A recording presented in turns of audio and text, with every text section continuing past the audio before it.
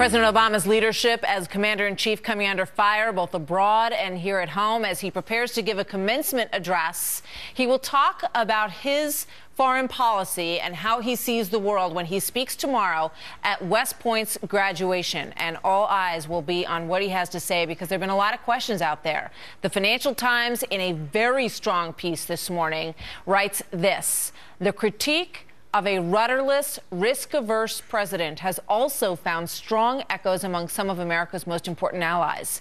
From Saudi Arabia to Japan, officials have been wondering whether the U.S. would still come to their defense. Big question from our allies. Bob Beckel joins us now, former Democratic campaign manager and co-host of The Five. Rich Lowry is the editor of the National Review. Very strong piece in the Financial Times, Bob, that raises a lot of questions from some of our strongest allies. Yeah. Well, I think Obama, in his defense, I think he's reflecting where the American people are. I think they're tired of intervention. They've been tired after 2 wars.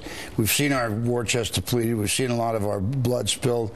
And I frankly think the day of the United States being the policeman of the world is coming to a close. And I think Obama reflects that. Now, you may not agree with that. You know, there are people who are more interventionist, but the country is less intervention. It's interesting. You know, you look at what John Kerry said in his recent commencement speech at Yale.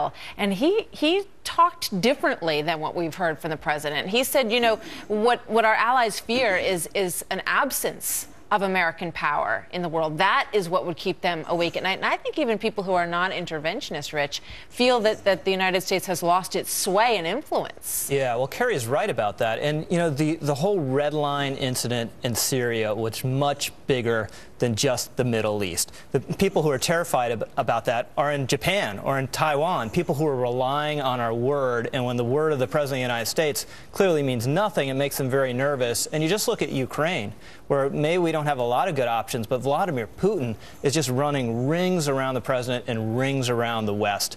And that also is just going to make all our allies very nervous. You mentioned that Syria comment, and we have that queued up. Let's play what the president said on Syria. We have been very clear to the Assad regime, but also to other players on the ground, that a red line for us is we start seeing a whole bunch of chemical weapons moving around or being utilized. That would change my calculus. That would change my equation. Hundreds of thousands dead in refugee camps, and we hear absolutely nothing anymore about Syria, Bob. Yeah, I agree with Rich on this. I think that one incident became sort of symbolic for Obama's foreign policy, unfairly, I think, but nonetheless.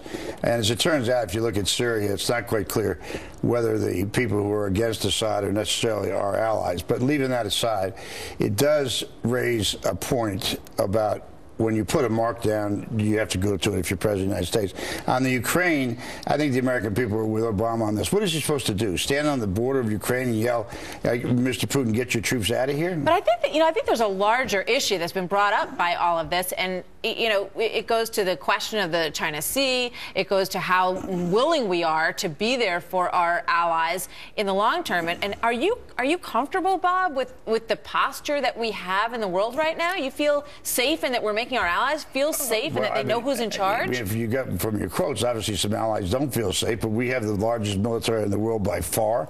We spend more money on military and military-related issues than every other country in the world combined. I mean, at some point, do we need another aircraft carrier group? Maybe, but I doubt it, and it costs a lot of money. People have to keep this in mind. On the one hand, the Republicans are screaming about the deficit. On the other hand, they're screaming about Obama's lack of leadership overseas. Well, it costs a lot of money to maintain that kind of force power.